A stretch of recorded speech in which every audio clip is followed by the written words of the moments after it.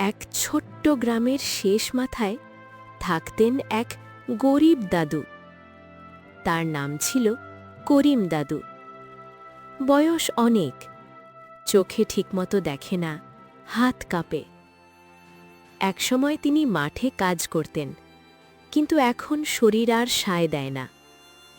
সারাদিনে তার খাবার বলতে সকালে একটু শুকনো রুটি আর রাতে ভাত হলে সেটাই ছিল সৌভাগ্য।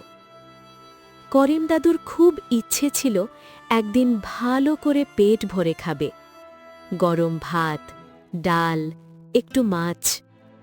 কিন্তু সে ইচ্ছে শুধু বুকের ভেতরেই থেকে যেত। একদিন দাদু বাজারের পাশে বসেছিল। চারপাশে মানুষের কোলাহল। রেস্তোরাঁ থেকে ভেসে আসছিল বিরিয়ানি আর তরকারির গন্ধ। দাদু চোখ বন্ধ করল, গভীর শ্বাস নিল। হঠাৎ তার পেটটা ভীষণ ব্যথা করে উঠল। সে ফিসফিস করে বলল, হে আল্লাহ, আজ যদি একবেলা ভালো খাবার জুটত। ঠিক তখনই এক ছোট ছেলে দাদুর সামনে এসে দাঁড়াল।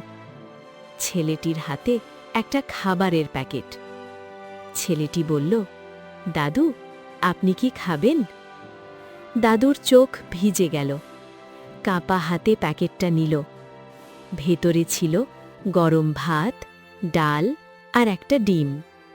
প্রথম লোকমাটা মুখে দিতেই তার চোখ বেয়ে চুপচাপ জল গড়িয়ে পড়ল।